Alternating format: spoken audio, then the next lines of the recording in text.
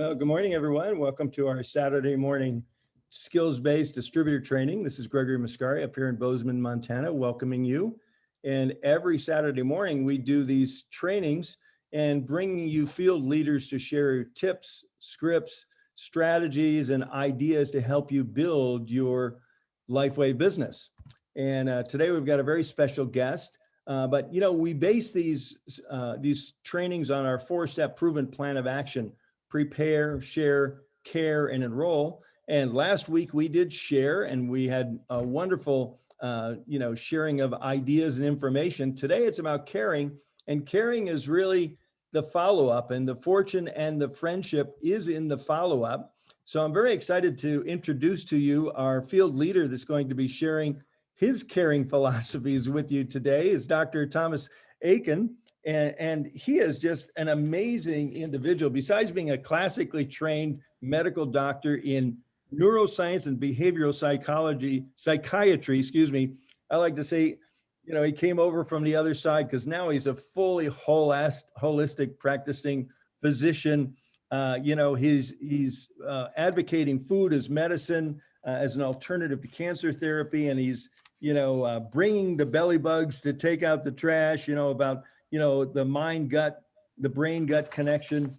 And he's just a multifaceted, holistic healer that's now become a network marketing professional. So Tom, it's such a pleasure to have you on with us this morning. And I'm going to turn this morning's call over to you, sir.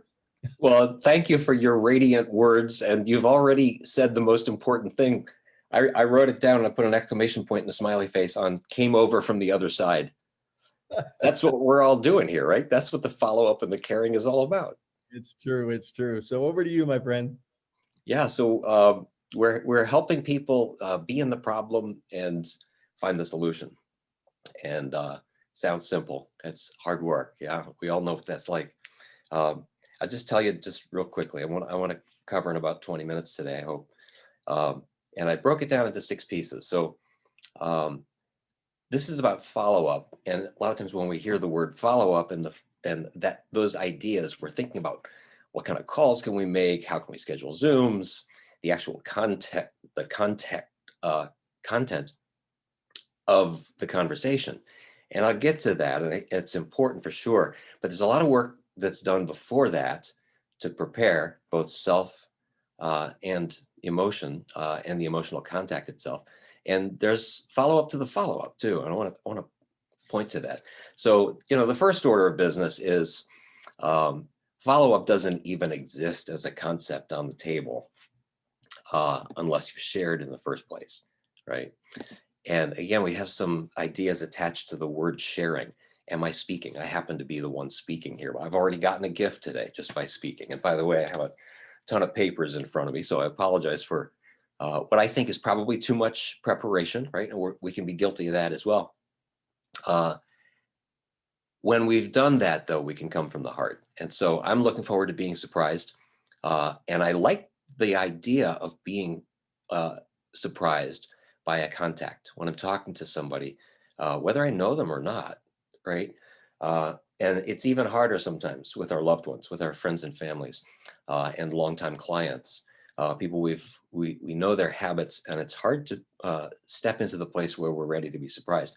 So just a quick testimony to start this whole thing off. I'm wearing my Eon patch. Eon is the coming back to center, right? Gregory said, came over from the other side, right? We happen to market Eon for stress and anxiety.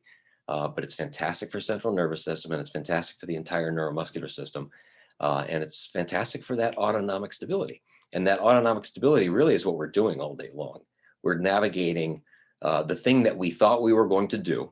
It is almost always a surprise. It almost never goes as we think, right? That's just life. And then how do we come back to center? And I love this idea that network marketing, relationship marketing is a growth and development program with a compensation plan, because we're constantly learning.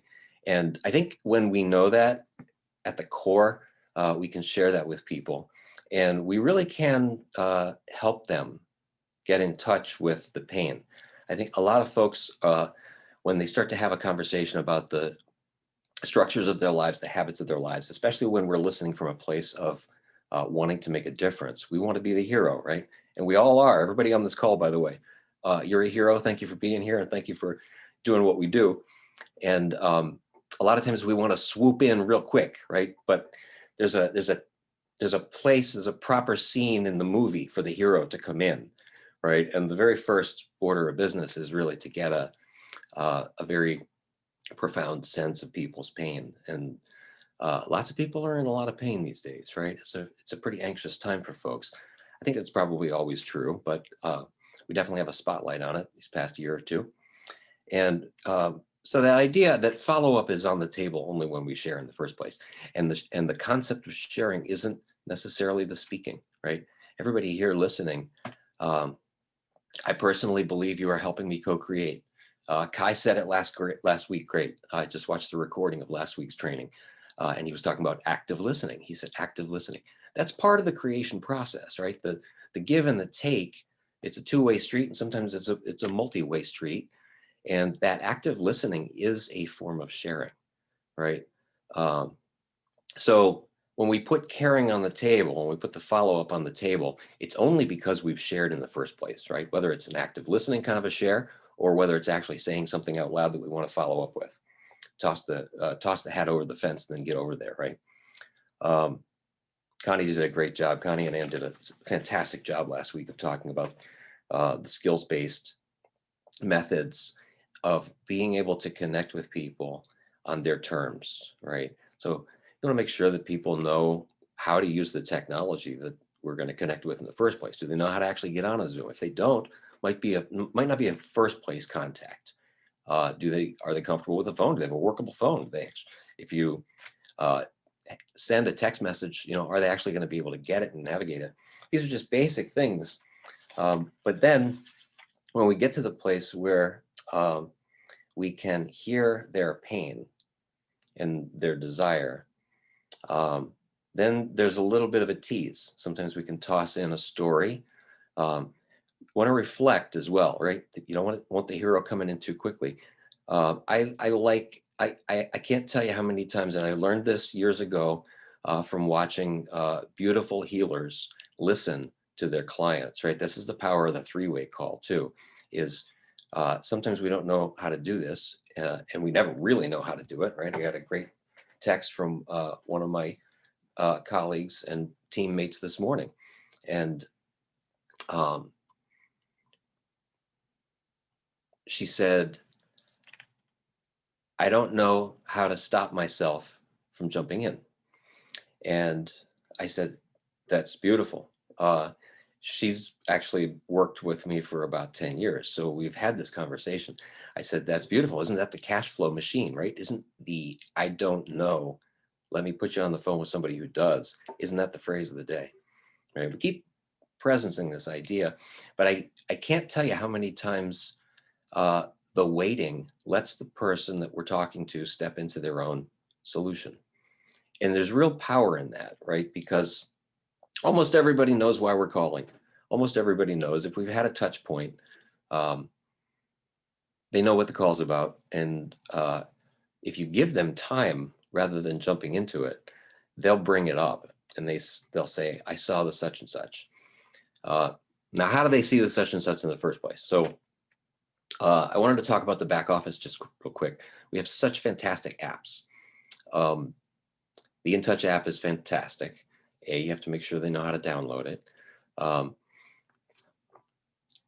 Connie did a brilliant thing with me, and she said, why don't you put me in to your app? She was actually on the app with me, and I downloaded the app, and it probably took her a couple of minutes, right? That's a couple of minutes, and we're always looking at the clock, and we're always wondering how much time these things take. But it's such a valuable resource, and to help somebody actually download the app, make sure they have it, make sure they can open it, let them know their access code, and then you walk them through in a couple of short steps how to share, how to watch the videos. And while this is all happening, of course, we can talk and train along the way. I like to let people know that one of the things I put on my tick sheet, my daily sheet, is 20 minutes on the InTouch app. And it almost doesn't matter what I do on there because that's the preparation. Once I've found the alerts section, right, then I can not only attend to what the app is suggesting that I do, but almost always I get those little brain sparks. People I need to call, people I haven't talked to in a long time, people who would love to see this. And sometimes the 20 minutes, sometimes I don't feel like making a call.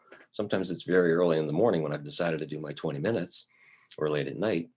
And my 20 minutes, my promise to myself is fulfilled by actually watching the videos. And that in itself is a funnel building process, right? You watch the videos, all of a sudden you've got ideas that come to mind. So I wanted to point to this get ready, get set, go thing. And for me, it's get ready, get set, Eon today.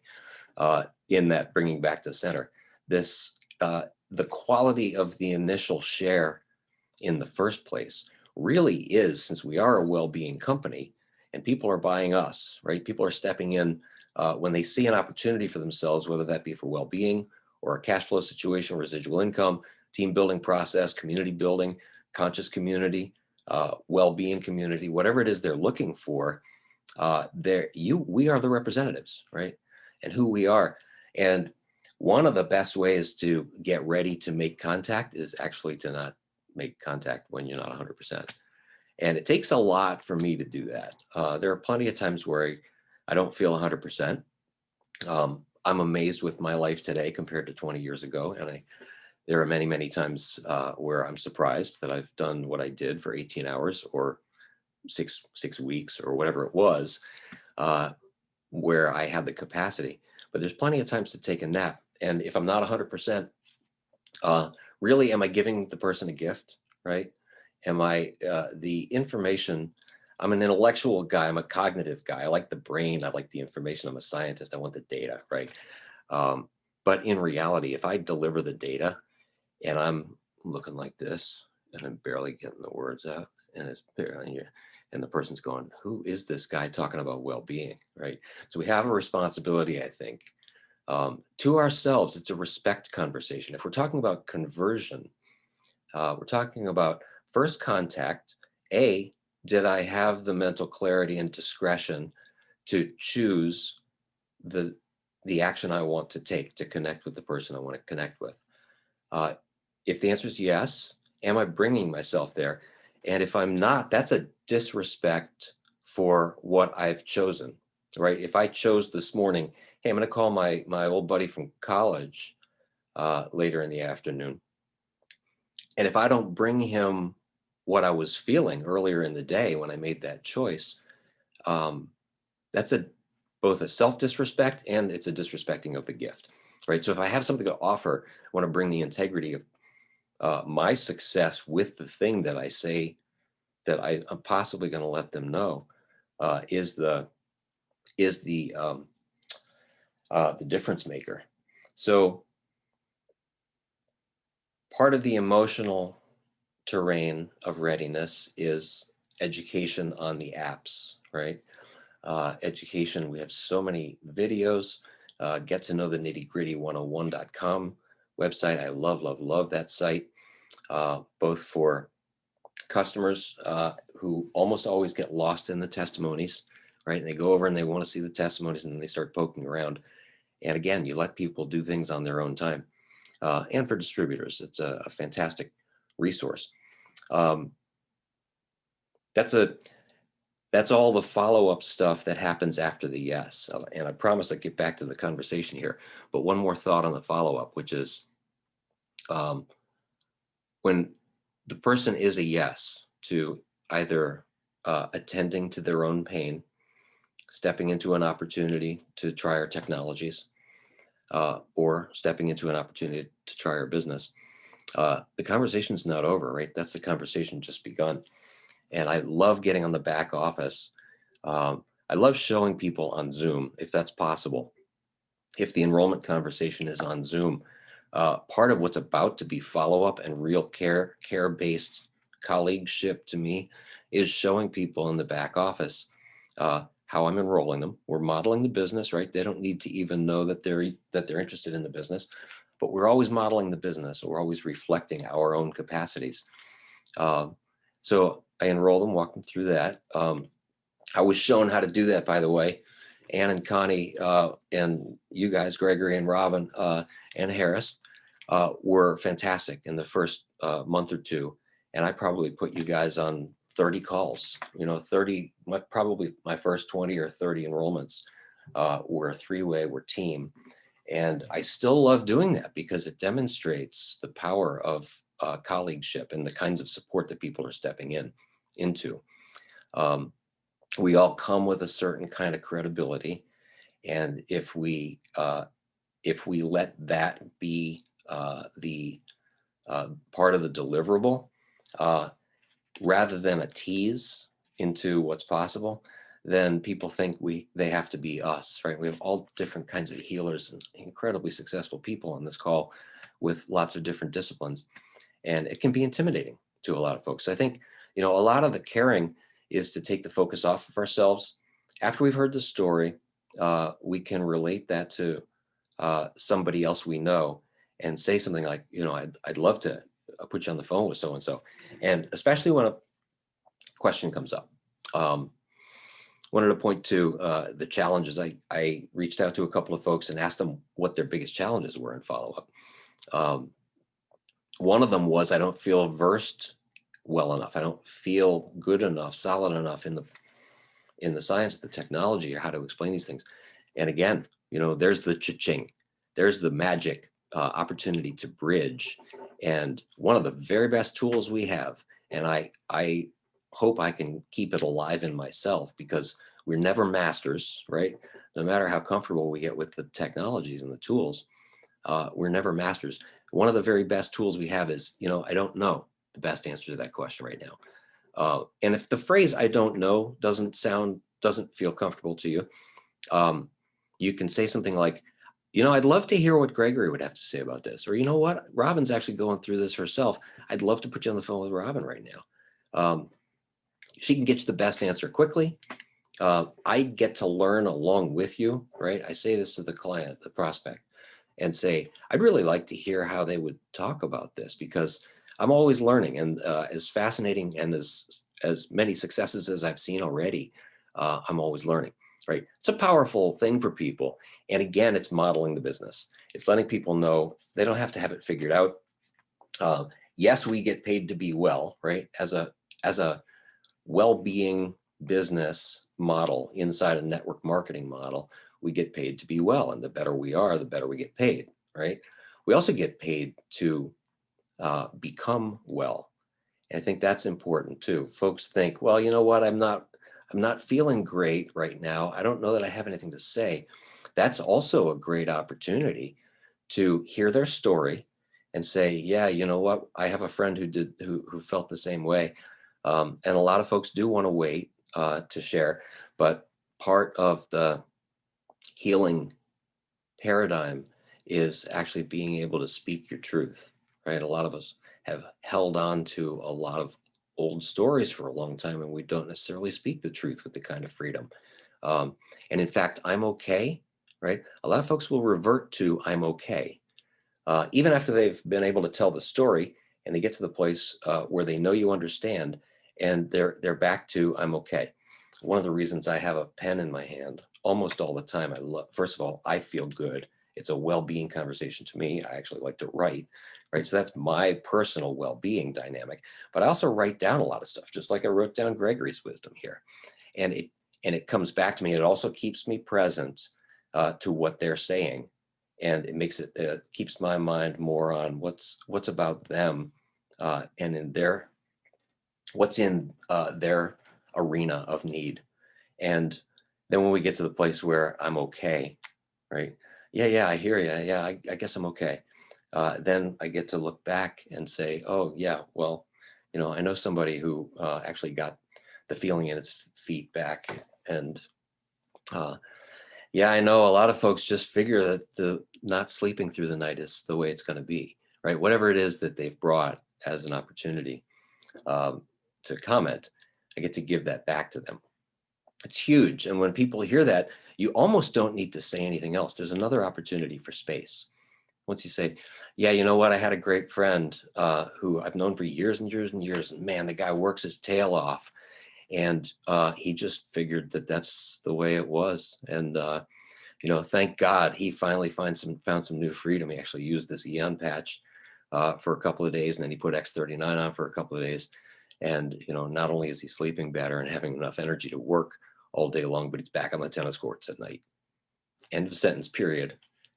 When that's the end of the sentence, they say, holy moly, what did he do? Right?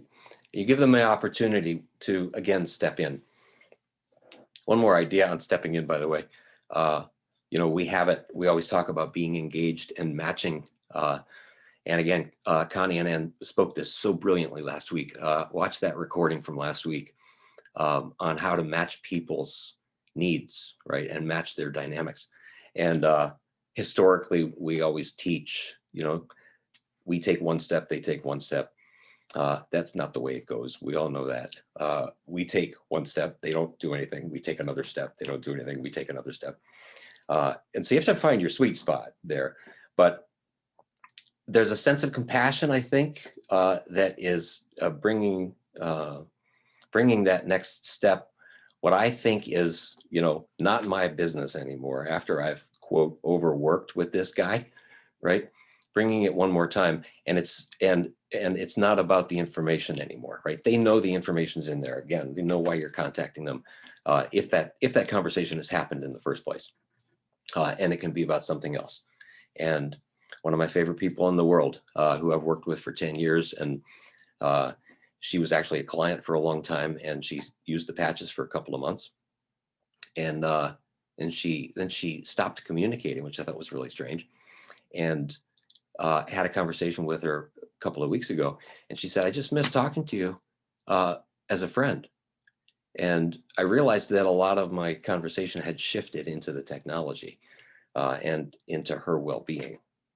So holy moly, time flies. It's 20 after. Gregory, if there's anything you want me to touch on, jump in, feel free. I have a couple more things. I have thousands of more things. We're going to be here for about 6 hours if you guys don't mind, if you're up for that. I've taken a whole page of notes, so good. I love what you're saying about stepping into their world, acknowledging them, and then sharing a relevant story. It's like grabs their attention. It's beautiful. And, we say we're into sharing and caring business. And the slide that was up at the beginning today, people don't care how much you know until they know how much you care. And it's, you just kind of give me a big nudge, because there's people that I only talk to about business that I love and care for need to know I love and care for you. It's not just only about LifeWave. It's not only about patches and wellness. It's about connection. And I think one of the reasons you and your group are growing is because you know how to connect. I don't know if you learned that in school. I kind of doubt it, but you do understand how the brain works, and people love connection. Yeah.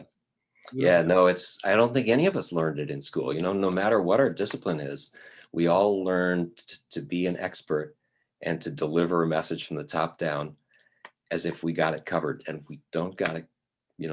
That's not healing. A healing dynamic, a real gift, and the caring sphere, like that arena, is a gift of, hey, let's have a conversation here. Let's be surprised by what each other can bring, right? And then we become a healer. You don't need letters behind your name, to be a healer. One of the things I love most about this community is committed people who know what it's like to keep going uphill, right? It's a conversation that's not taught in conventional education, our conventional systems, because again, we're, driving people towards a silo. But once people realize, hey, this really is a growth and development thing. I'm always going to get better. I'm always going to get a little bit more caring.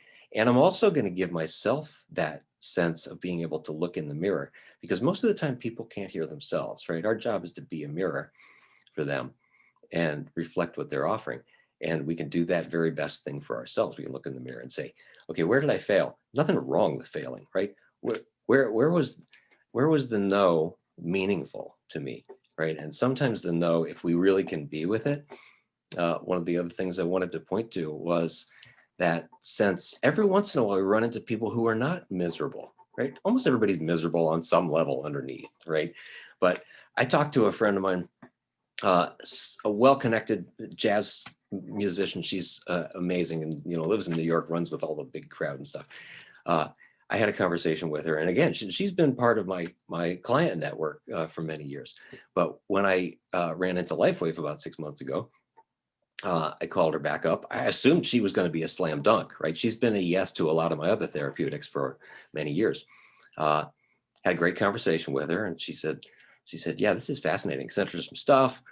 I thought she was a yes, yes, yes, right? Had another conversation with her a couple of weeks ago, and she was a, you know what? This looks amazing. I love what you're up to, and I'm really okay right now.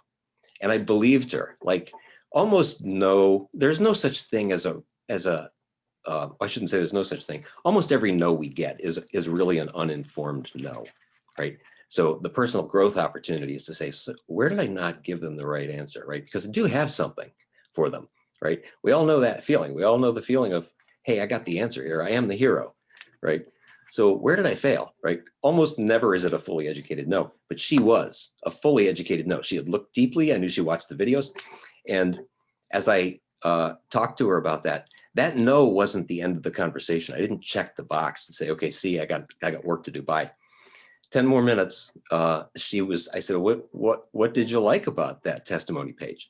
All of a sudden, she's telling me about people in her life who match the testimony page, right? She's doing the business. She just doesn't know it. And that's the other thing is people are always doing the business. They just don't know it. The real question is, what story are they selling? And if they're making money on the story, if they're not making money on the story they're selling, which is, hey, I'm getting old fast, not a moneymaker, right? Everybody speaks their truth. So anyway, that was just my long way of saying it's always a journey, right? And one of the things I love is being in this community where people are always looking to better fine tune themselves first. Then we have something to offer, right? Then follow up is actually on the table. And you're a classic example, by the way. This is the last thing I'll say. I fully expected, when I knew who you were, when I had heard through the grapevine who you were, and I was 6 months ago going to get on the phone with you and Robin, I thought, holy moly, I better get my act together, right? I gotta have every piece of my puzzle in line for these guys. Sharp people, right? And highly committed, highly successful, and well-traveled in the industry, and massive networks, right? And when you guys showed up on the couch, and I just remember the two of you together on the couch, and I thought, wow, this guy, without even knowing me, decided to show up on my terms. No agenda, right? No agenda, no anything. And it was one of the most beautiful conversations. And it doesn't take long, it's 30 seconds or 60 seconds of, hey, how are you? What do you need? And the person over there will create it, right? Of course, I had tons of questions and you were incredibly generous about them. And you filled my needs. So I knew what I was stepping into. And that's what I love about this community is folks get to learn how to be that. And then we get to serve people on the terms that the people can handle in the moment. That's beautiful. Thank you, Tom. I gave up a long time ago trying to be anybody else. It was too difficult. Being me. You do you great, brother. You do you great. It comes natural. So that's what we all need to be. We need to be ourselves and develop that connection. And I think, as Rashida said in the chat there, the key is active listening, making that connection. And everybody's listening to the same radio station, WIIFM, What's in It for Me. And it's about them. It's not about me. It's not about the science. It's really about how are you doing? How can we continue to be friends or become friends and continue to grow together? So you've done, given us so many jewels. I just want to comment about three-way calling, just to, cap it with my story of three-way calling. I've shared it many times, but my first year in network marketing, I won't say I failed completely, but I didn't succeed very well, okay? Because I came in thinking, oh, I can do this. It's so simple. I don't need anybody else. Excuse me. I owned my own business. And this looks so simple. I figured three-way callings for people that lack confidence and competence. And I have both of those, and I was totally wrong. I ate so much humble pie, I really started liking it. But I got off into my second company and my sponsor insisted I do three-way calling with him. His name was Bob. And he insisted, he says, you get somebody interested, you pique their interest, and then you put them on the phone with me. And I do that. And it was magic. Almost everybody I put on the phone with Bob signed up.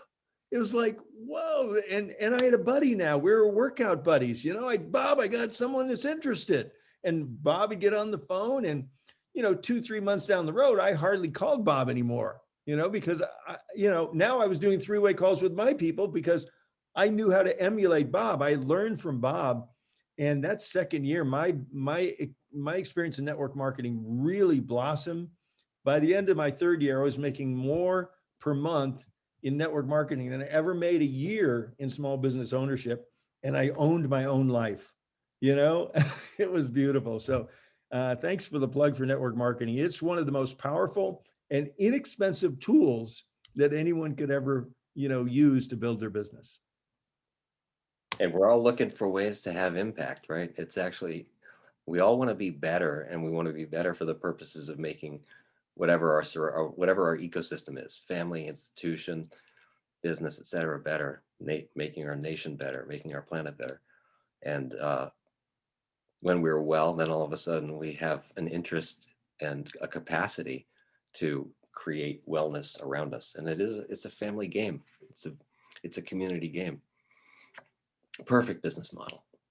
It really is. And I think this is kind of a perfect close. I'm just going to put our little starting screen back up there again. People don't care how much you know until they know how much you care. I never knew that was Theodore Roosevelt that said that, but it's a brilliant statement. I've been saying it for decades. And thank you, Judy, for finding the source. But I also want to point people to the Getting Started Guide, page 9 through 11, talks about sharing and caring. And nitty gritty, there's a whole sharing and caring section in our distributor training website. Thank you, Judy Daniel. Nitty gritty 101, getting down to the nitty gritty of the business, nittygritty101.com. So lots more there for you. And Dr. Tom, thank you. What a joy being in business together, with you. And so, and feel free to reach out for a three-way call anytime. Oh, careful what you ask for, my friend. Thank you so much. Thanks for who you are. Yeah, my pleasure. So God bless you, everyone. Wishing you the best that life and LifeWave has to offer. And this will officially bring our call to a close today. Thanks again.